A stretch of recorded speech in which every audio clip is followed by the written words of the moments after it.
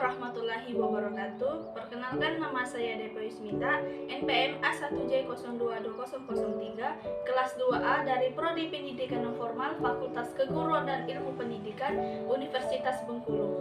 Di sini saya akan membahas bab 4 tentang konsep dasar manajemen pendidikan tingkat sekolah dasar yang diampu oleh dosen Dr. Muhammad Kristiawan MPD. Topik yang akan saya bahas kali ini dari konsep manajemen pendidikan tingkat sekolah dasar ada 6. Yang pertama, pengertian manajemen sekolah dasar. Yang kedua, kerangka manajemen sekolah dasar. Yang ketiga, ruang lingkup manajemen sekolah dasar. Yang keempat, sekolah dasar yang efektif. Yang kelima, fokus manajemen sekolah dasar. Dan yang terakhir, penerapan. Dari yang pertama, pengertian manajemen sekolah dasar.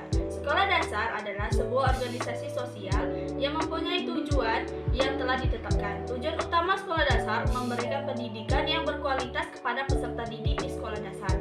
Sekolah dasar memiliki staf sendiri yang merupakan sumber daya yang dimiliki. Sekolah dasar juga memiliki sumber daya sendiri, yaitu terdiri dari finansial, material, dan fisik. Manajemen sekolah merupakan usaha manusia yang bekerja sama. Manajemen sekolah dasar merupakan kegiatan mengelola atau mengatur sekolah dasar. Dengan kata lain, manajemen sekolah dasar berarti penggunaan orang-orang dan sumber daya yang lain untuk mencapai tujuan sekolah dasar tersebut. Topik yang kedua, kerangka manajemen sekolah dasar.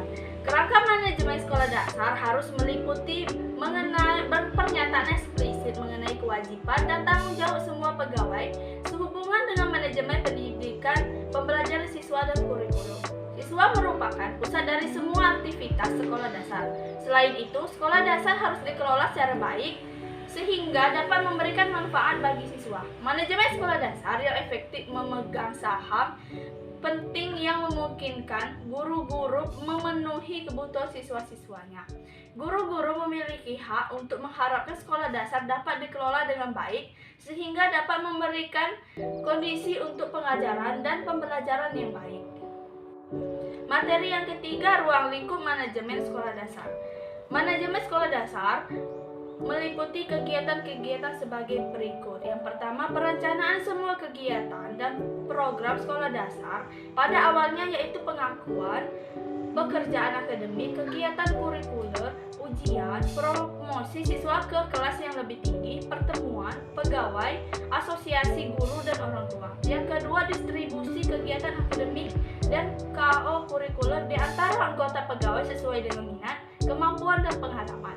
Yang ketiga, persiapan anggaran tahunan yang menunjukkan penerimaan dan pengeluaran.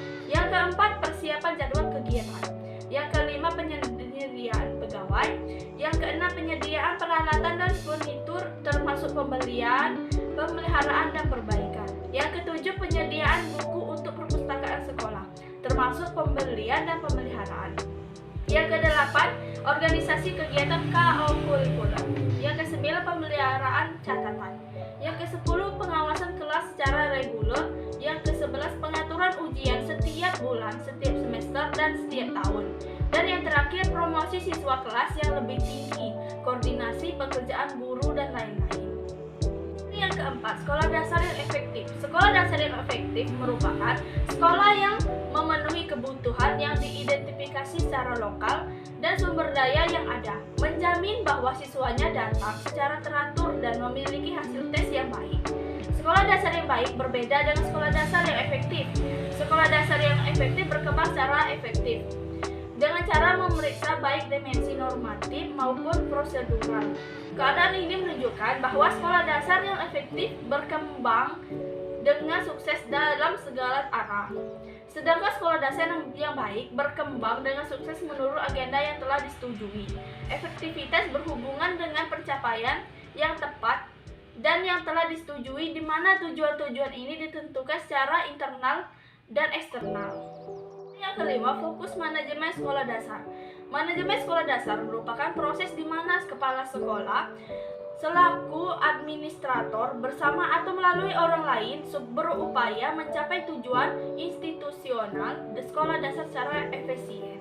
Fokus manajemen sekolah dasar adalah memberikan bekal kemampuan dasar kepada siswa untuk mengembangkan kehidupannya sebagai pribadi, anggota masyarakat, warga negara, dan anggota umat manusia, serta mempersiapkan siswa pendidikan menengah.